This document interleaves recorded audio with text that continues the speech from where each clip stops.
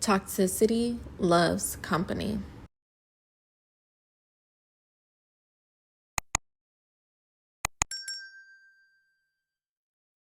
So I have a personal rule of thumb for myself.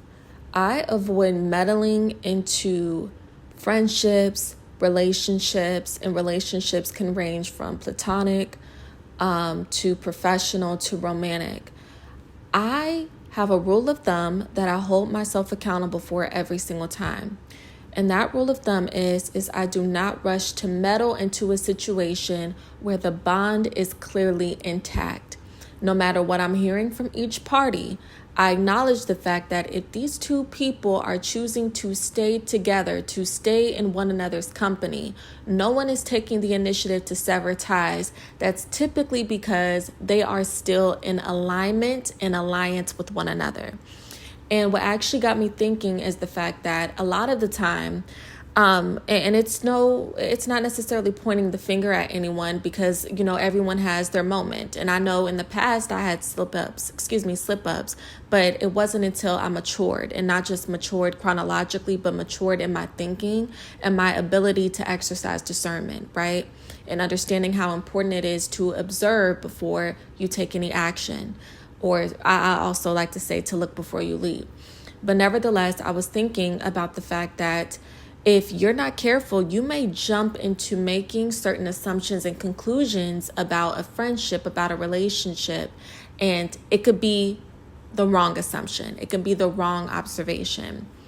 And I was thinking specifically about friendships, how there is a tendency to point fingers at a particular friend who is more overt with their toxicity, rather than stepping back and asking oneself, if this person is so toxic, which granted they may be, if this person is so toxic and if they are so problematic, what is it about this person that's making you stay around them? Why do you choose to stay in a friendship where there is constant disrespect, backbiting, belittling, one-upping? And it actually made me reflect on a coaching session that I had with one of my clients some time ago. And I broke down to them that a lot of the time, certain people operate in groups and they will stay in the company of someone who is envious of them by choice because it gives them an ego boost. So that profile is more so fitting with someone who presents with an overt toxicity. Now, the covert is essentially the same person, just in a different package. What's very interesting about a person who has covert toxicity is they are utilizing the overt person for the same principle. However, it's just packaged differently. They both believe that their association with one another makes them look better. They are both benefiting in some way. The overt person internalizes their ability to disrespect and belittle the covert person as a way of asserting their dominance and presenting themselves as more powerful to the general public. The covert, on the other hand, hopefully I didn't switch it up, but what I just now described was the overt. The covert, on the other hand, they gain relevance, they gain attention, and they gain default pity from other people when they acknowledge the fact that, or more so when people acknowledge the fact that the overt is super hostile towards this person, is harsh towards this person. And in a backhanded manner, the covert person gets viewed as someone who is more pleasant, who is more agreeable, and who is essentially someone who's a damsel in distress. So what's very interesting about this specific dynamic, and this runs rampant in platonic friendships, that was redundant, platonic relationships. This runs very rampant. It's very dangerous because a lot of the time people will lean towards one party over the other, not realizing that they are one and the same. And that's why this bond typically stays intact. Now, as I was reflecting on these observations, I couldn't help but think about the dynamic between Gretchen and Regina in the movie Mean Girls. And I already have an analysis on my channel dissecting Mean Girls, but I wanted to highlight their specific dynamic, especially, when we think about this topic. So as I reflected, I realized that there was actually a lot of overlap when it came to Gretchen and Regina coming together. There were similarities as far as interest. They both clearly operated in a group that brought them a sense of social power, for lack of better words, or social relevance in their school. So their association with one another was actually mutually beneficial. The only time that Gretchen became frustrated is when she tried to do certain things, but she wasn't seeing the same results that Regina was able to. But that's because Regina was more dominant when it came to her aspirations, relationships, and goals, versus Gretchen, on the other hand, had a more docile nature. And Gretchen's dissonance started to kick in because she wanted to straddle the fence. She liked the benefit that came with being a covert toxic person and allowing Regina to take all the heat, but at the same time, she was frustrated that she wasn't able to make certain moves or see certain results as Regina. And this is because in order for you to make any kind of progress or to establish yourself in your own right, you have to be willing to put yourself out there. And that also requires you being indifferent when you're faced with, rejection, when people aren't providing you with validation. And a lot of the time, people will strategically not provide you with that validation and that approval because they don't want you to reach your pinnacle of success. So in order for you to still reach those goals in spite of the glass ceilings and the tactics that people try to throw into your path, you have to have a very, very stable sense of confidence and self-esteem. And Gretchen was more flighty in this area because, as I stated before, she wanted to straddle the fence. She liked the benefits that came with her being viewed as more agreeable and not really shaking the table. She liked the idea of throwing the stone and then hiding her hand, versus Regina was open to it. Yeah, I threw the stone. Yeah, I said that she stood 10 toes down, for lack of better words. And that's why she was able to see the results that she was.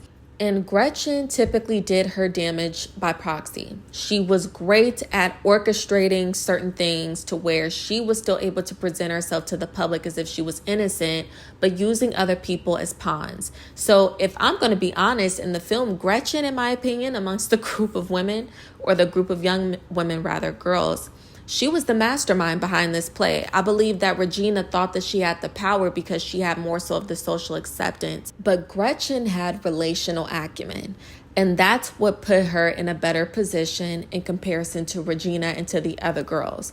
Even when we think about the instance where this was in the latter part of the film, where they were all called into the principal's office, Gretchen was the person who got to evade the most responsibility, even though she triangulated Regina and Katie against one another. So to highlight this envy by proxy point, because this is super significant, I believe that this highlights this concept of a person being able to keep their hands clean, even though they have the same malicious intention for other people.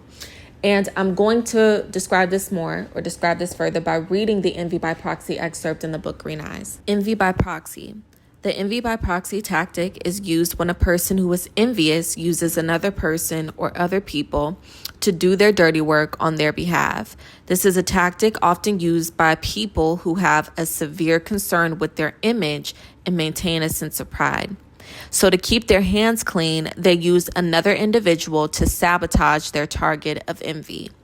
The other person is appointed based on their mutual feelings of envy for the identified targets. So you have to be very careful when it comes to meddling into certain situations or, friendships.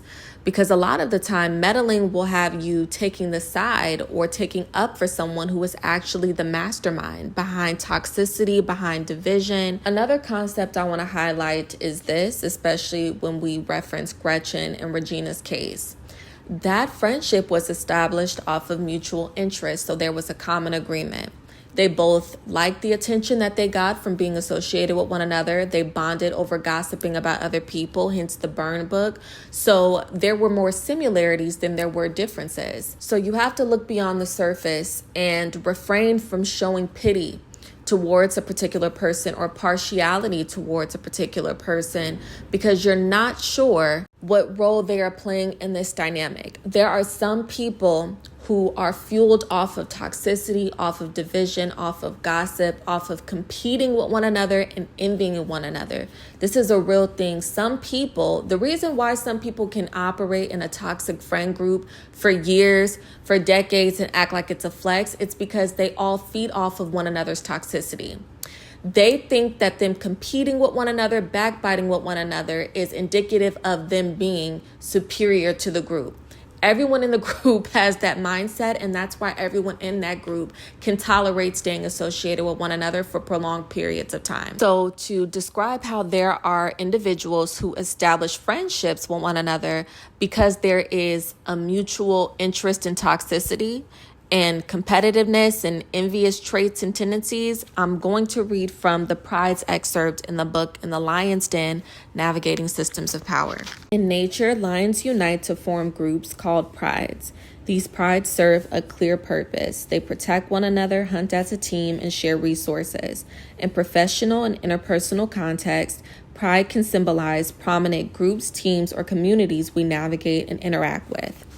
When you find yourself up against the pride of lions, do not feel discouraged. While groups often enhance collaboration and support, they also have inherent vulnerabilities.